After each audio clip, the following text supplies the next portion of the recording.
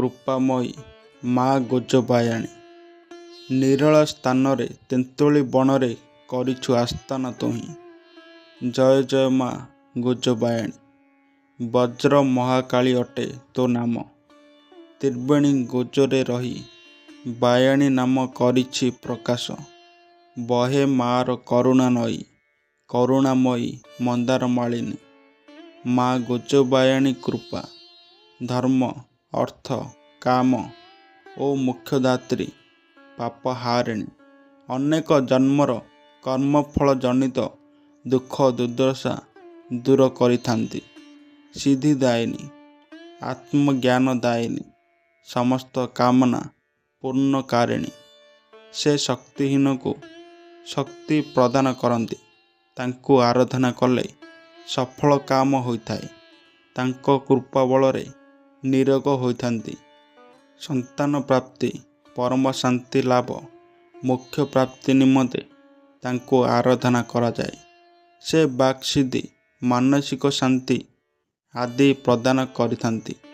ସେ ସମସ୍ତ ଶତ୍ରୁ ସଂହାରକାରିଣୀ ଯୋଗ ସିଦ୍ଧି ଦାୟିନୀ ସମସ୍ତ ଦୁର୍ଭାଗ୍ୟ ନାଶକାରିଣୀ। ସେ ଦୁଃଖ ହାରିଣୀ ବାଦ ବିବାଦରୁ ମୁକ୍ତି ଦାୟିନୀ ଏବଂ ମୋକ୍ଷ ଦାୟିନୀ। ମା ଗୋଜବାୟାଣୀ ଜୀବନ୍ତ ଠାକୁରାଣୀ।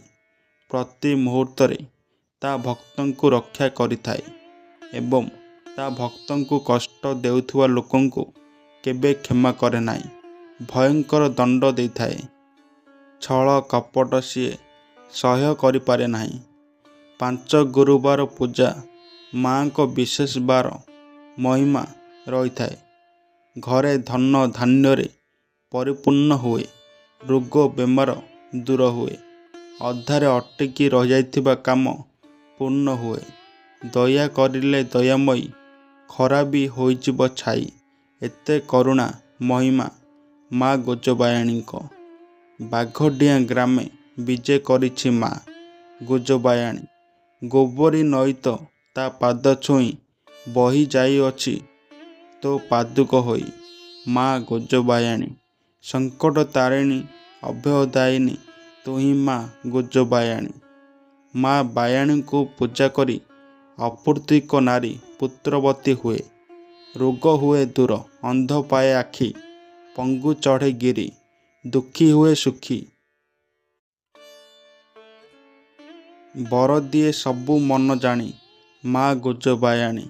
ଅସାଧ୍ୟ ରୋଗ ହୁଏ ଉଭାନ ଭକ୍ତ ମନ ଜାଣି ଦିଏ ବର ପ୍ରଦାନ। ଧନ୍ୟ ମା ଗୋଜବାୟାଣୀଙ୍କ ପାଦୁକା ପାଣି ତା କୃପାର ଅନ୍ତ ନାହିଁ। ଭଦ୍ରକାଳୀ ମହାମାଇ ଧନ୍ୟ ବାଘଡିଆଁ ଧନ୍ୟ ମାସା ଘାଇ। ଜୟ ମା ଭବାନୀ ବିଶ୍ୱଜନନୀ। ନାଲି ଶଙ୍ଖା କଳା ପାଟ ବସନରେ ମା ଗୋଜବାୟାଣୀର ଶରଧା ଭାରି। ଆଗରୁ ମାଙ୍କ ପୀଠରେ ଏତେ ଗହଳି ରହୁଥିଲା ସୋରିଷ ବୁଣିଲେ ବି ତଳେ ପଡ଼ିବନି। ସବୁ ରୋଗରୁ କରେ ପାରି ମା ଗୋଜବାୟାଣୀ ଜଗତ ଠାକୁରାଣୀ। କରୁଣା ଦିଏ ବୁଣି। ଦର୍ଶକ ବନ୍ଧୁ ମନକୁ ଦୃଢ଼ କରି ଥରେ ଯାଅ ବାହାରି ମା ଗୋଜବାୟାଣୀଙ୍କୁ ଦର୍ଶନ କରିବା ପାଇଁ।